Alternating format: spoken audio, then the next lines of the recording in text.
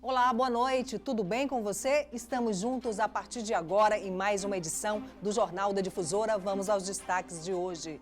Polícia Militar resgata 5 internos em telhado após tentativa de fuga em Imperatriz. Número de ocorrências contra instituições financeiras chama a atenção em todo o estado. Na região dos Cocais, a audiência discute políticas públicas de preservação do rio Itapecuru. Corpo de Bombeiros alerta para a prevenção de incêndios em estabelecimentos comerciais. E ainda, conheça o Museu da Gastronomia, que reúne exposições sobre a culinária maranhense. Seja bem-vindo, está começando agora o Jornal da Difusora.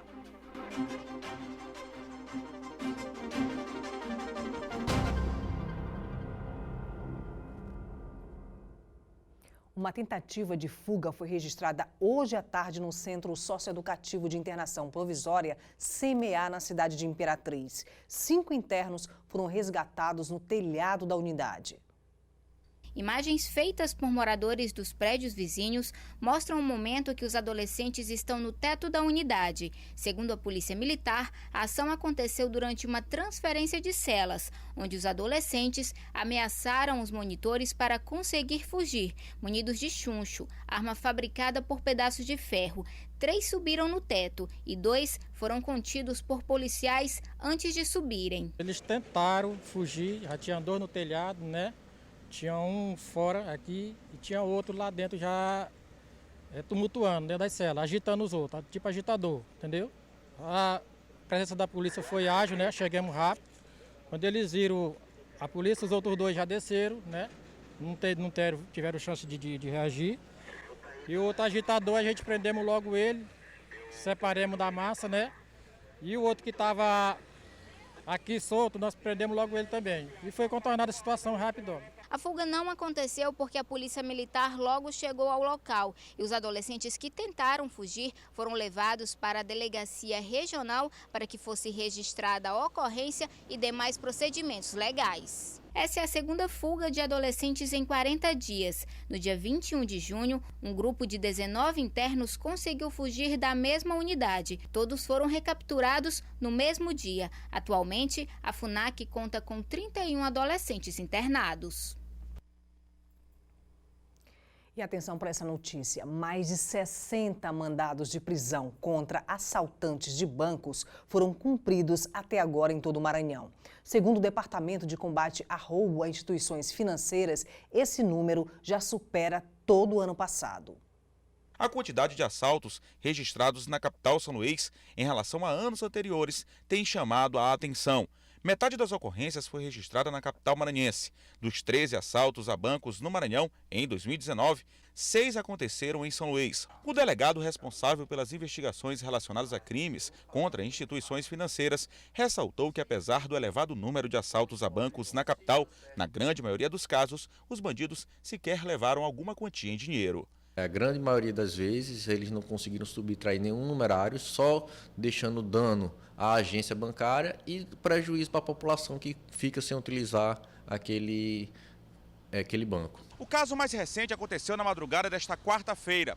Bandidos explodiram uma agência bancária no interior do estado, no município de Esperantinópolis. Na ocasião, além de explodir a agência do Banco do Brasil, os bandidos metralharam uma viatura da Polícia Militar. Um outro fator que interfere na insegurança dos bancos é o não cumprimento por boa parte das agências da lei que prevê vigilância de 24 horas. Segundo o chefe da assessoria jurídica do Procon Maranhão, ações são realizadas rotineiramente nas agências, com o objetivo de fazer com que os bancos cumpram a lei. Em junho, o Procon também ajuizou uma ação civil pública junto à Vara de Interesses Difusos e Coletivos para garantir que a lei seja respeitada no Estado pelas instituições financeiras. Foi marcada uma audiência para o dia 6 de agosto, às 9 da manhã, onde será discutida essa situação. E foi deferida também uma liminar no final do mês de junho para cumprimento em 30 dias, em até 30 dias, a liminar deferida pelo Dr. Douglas, para cumprimento dessa lei estadual. Clientes não escondem a preocupação em ir aos bancos. Para eles, deveria haver um maior investimento por parte dos empresários para garantir uma maior segurança dentro e fora das agências e no entorno. Porque o bandido é o seguinte, quanto mais você bota segurança para ele, quanto mais você dificulta para ele, ele vai se sair. Então, para ele melhor Ele onde quer ele se sente. facilidade, né? Ele quer facilidade, exatamente. Dentro do banco eu me sinto seguro. O problema mesmo é na hora da saída. Pode acontecer qualquer tipo de coisa e o que falta mesmo é o policiamento. E agora a gente faz um giro de notícias pelo estado.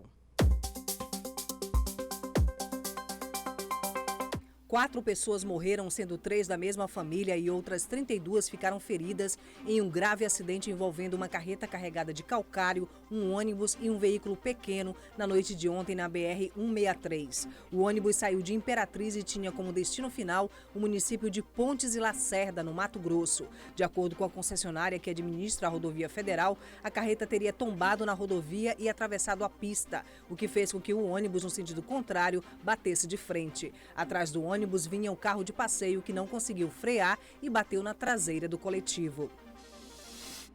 Um caixa eletrônico no Mercado Central de Caxias foi alvo de ação criminosa hoje de madrugada. Os criminosos renderam e amarraram 5 vigilantes que estavam no local para facilitar o arrombamento do terminal. O caixa havia sido abastecido no início da semana e essa é a primeira vez que ocorre uma situação como essa no mercado. Antes de saírem, os assaltantes também arrombaram a sala de reunião onde ficava o equipamento de monitoramento e tudo foi levado.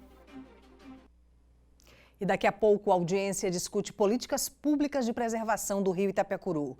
E agora a gente acompanha imagens ao vivo da fachada do Tribunal de Justiça do Maranhão.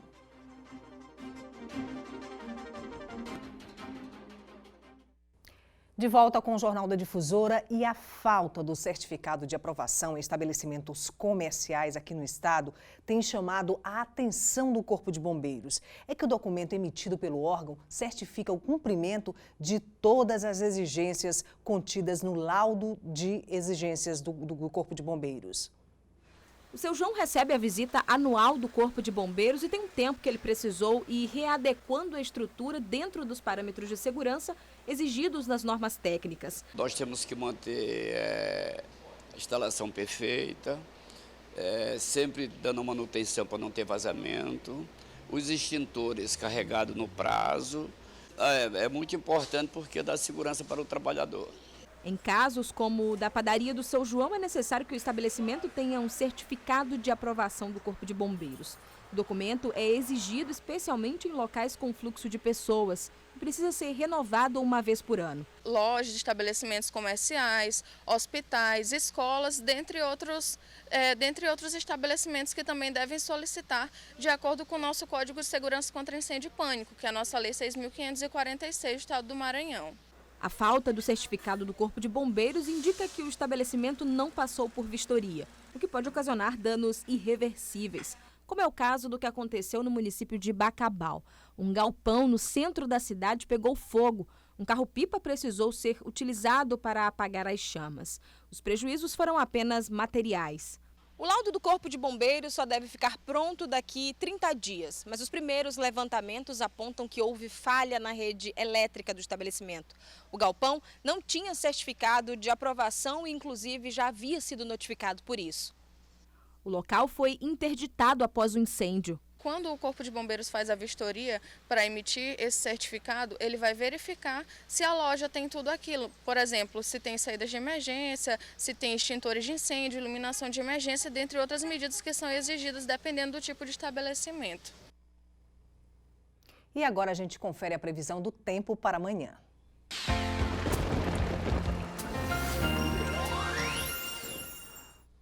E olha só, aqui em São Luís, a quinta deve ser de sol com algumas nuvens e sem chuva. A máxima pode chegar a 33 e a mínima a 23 graus. Em Caxias, a previsão é de formação de nuvens durante o dia, mas o tempo se mantém firme. A máxima de 35 e a mínima de 22 graus. E em Imperatriz, amanhã deve ter chuva passageira durante o dia, máxima de 34 e mínima de 20 graus.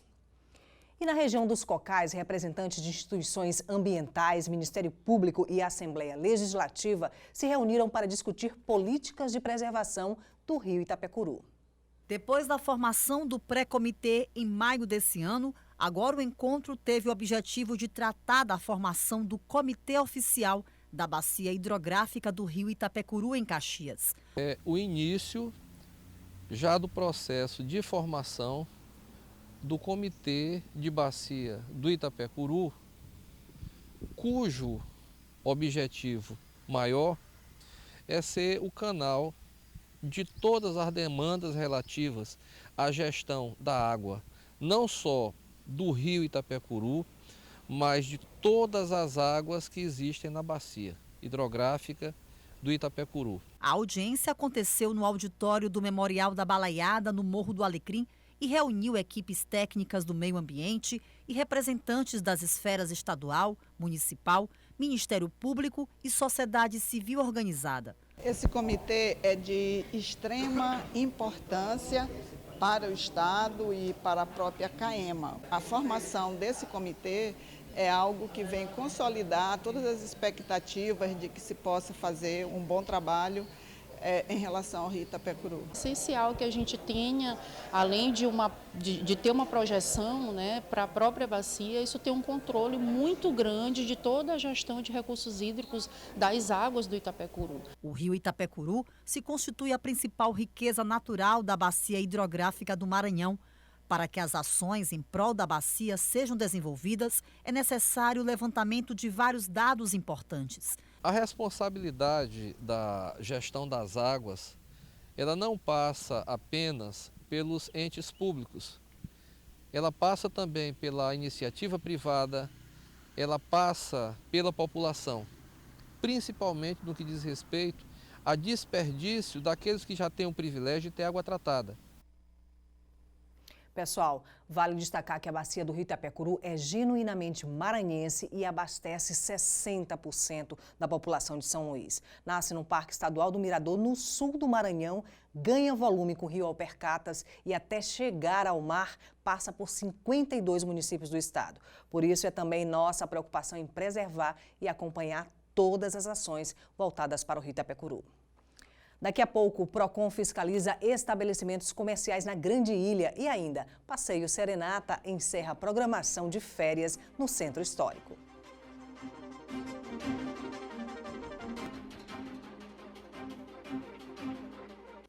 Mais de 200 bares e restaurantes da região metropolitana de São Luís devem ser fiscalizados neste segundo semestre pelo PROCON. A iniciativa é certificar os estabelecimentos com um selo de qualidade, garantindo mais segurança e qualidade no atendimento ao consumidor.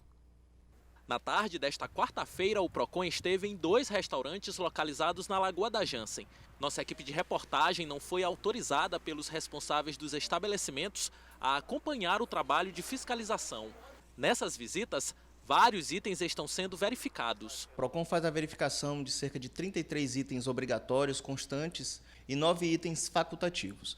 À medida que os fornecedores forem cumprindo esses itens, eles têm a possibilidade de ganhar mais estrelas, dependendo desse cumprimento. Ele contempla todo o espaço físico do estabelecimento, né, levando em consideração o bom atendimento ao consumidor e também questões higiênicas, né, do preparo dos alimentos, da validade dos produtos. Tudo que esteja relacionado à operação do estabelecimento é verificado nessa fiscalização. Cerca de 230 estabelecimentos entre bares, restaurantes e pizzarias deverão ser fiscalizados nessa etapa.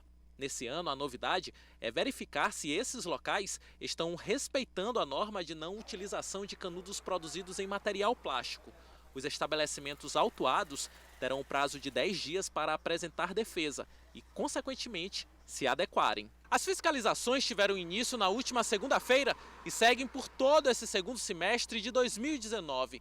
A previsão é que a certificação dos estabelecimentos que cumprirem com todas as exigências ocorra somente no final desse ano. Toda a sociedade sai ganhando com isso, né? É interessante para o consumidor que tem a possibilidade de estar em um ambiente certificado, tendo certeza de que todos os itens obrigatórios, né, previstos em lei estão sendo cumpridos. É importante também para o fornecedor, no momento em que ele se torna mais competitivo, por conta da qualidade do serviço que está sendo prestado, e a sociedade, de uma maneira geral, ganha porque o mercado também se torna mais competitivo.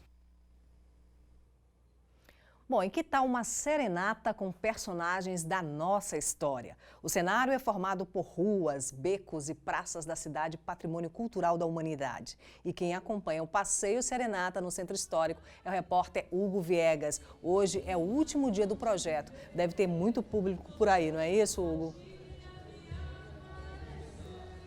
Olá, Cristiane, boa noite para você, boa noite para todo mundo que está acompanhando. Tem muita gente por aqui, viu? O passeio começou ainda há pouco, por volta das 7 horas da noite, com muita música, e agora eles estão nessa etapa, né, de caminhar pelo percurso que foi estabelecido, conhecendo um pouco mais sobre personagens da nossa história, figuras marcantes. São atores que estão, inclusive, aqui fantasiados, vestidos a caráter, justamente para contar essa história. E aí um pouquinho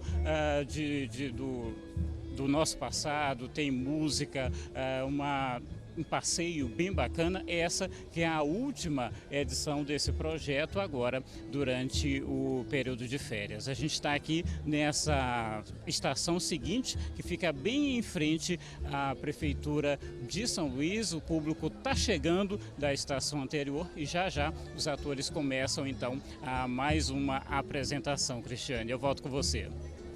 Obrigada, Hugo, pelas informações. E os sabores tipicamente maranhenses estão bem representados no Museu da Gastronomia, localizado no Centro Histórico de São Luís. O espaço tem atraído centenas de turistas e também ludovicenses curiosos sobre as histórias da culinária local. Vamos ver comigo? Uma mesa farta, caranguejo, camarão, arroz de cuchá.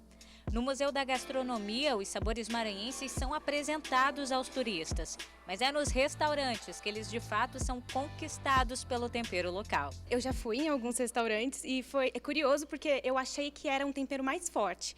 E na verdade, chegando aqui, eu fiquei surpresa a saber que não, que é uma comida muito boa e que não, e o tempero é bem suave. O tempero é muito similar. Tem alguns pratos que são só daqui, que a gente não consegue encontrar lá. Mas eu como de olhos fechados, porque é como se eu estivesse na Bahia. O tempero bem apurado, a combinação de coisas. E a ideia do museu foi sensacional. Índios, portugueses, africanos. A peculiaridade da culinária maranhense é fruto da mixigenação dessas culturas com os sabores frutos dessa terra. E deu certo, viu? Não tem quem resista. Todos esses pratos que compõem a nossa identidade gastronômica, eles são frutos da miscigenação entre 3 etnias, que é a indígena, a afro e a portuguesa, que através desse intercâmbio entre essas etnias é que a nossa gastronomia ela surgiu. Inclusive o arroz com cuchá, que é genuinamente maranhense. No Centro Histórico, num casarão do século XIX, onde já funcionou uma ferragem, foram retratados as quitandas e o mercado das tulhas, onde os artigos típicos eram e são comercializados. O Mastro do Divino, a festa de Alcântara e a zona rural de São Luís também foram retratados. É a valorização do gosto das frutas, dos licores e dos doces, mas, sobretudo, da história de um povo. Algumas bebidas, a cachaça, quando ela foi criada, né, quer dizer, da fermentação do melaço, ela é considerada um produto de baixa qualidade e era oferecida aos negros, né? Então, faz parte da nossa gastronomia, faz parte da nossa história. Mas, assim, é que expressa, assim, é que representa realmente de forma genuína a nossa cultura, a nossa identidade, é a tiquira, que é de origem indígena e que em tupi significa gota a gota ou gotejar. O Museu da Gastronomia Maranhense abriu as portas no dia 13 de junho. De lá para cá, mais de 4.000 pessoas visitaram o espaço. Nós temos uma gastronomia própria, nossos sabores são diferenciados pelo mix mesmo. Da gastronomia, nós temos tanto uma influência indígena, uma influência africana e uma influência, né, portuguesa, mais portuguesa porque eles exerceram muito mais uma influência do que os franceses na nossa vida. O museu, ele faz um resgate da história cultural do nosso povo. E essa história que a gente está querendo contar para quem nos visita. Então, as pessoas virem nos visitar e conhecer um pouco mais de como nós fazemos e como trabalhamos.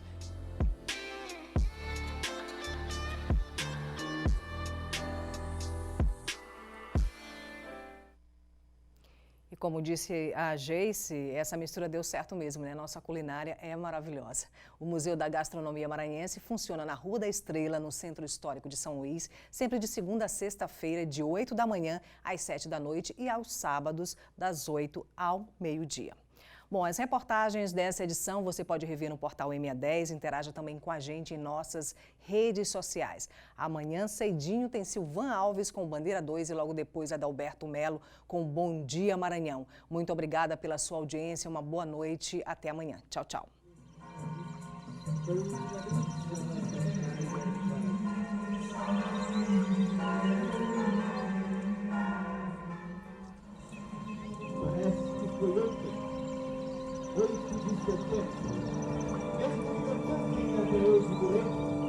Mesmo que pela memória eu não consigo nunca vi agora. Em onde eu vier, eu, Feriado Coração, Senhor de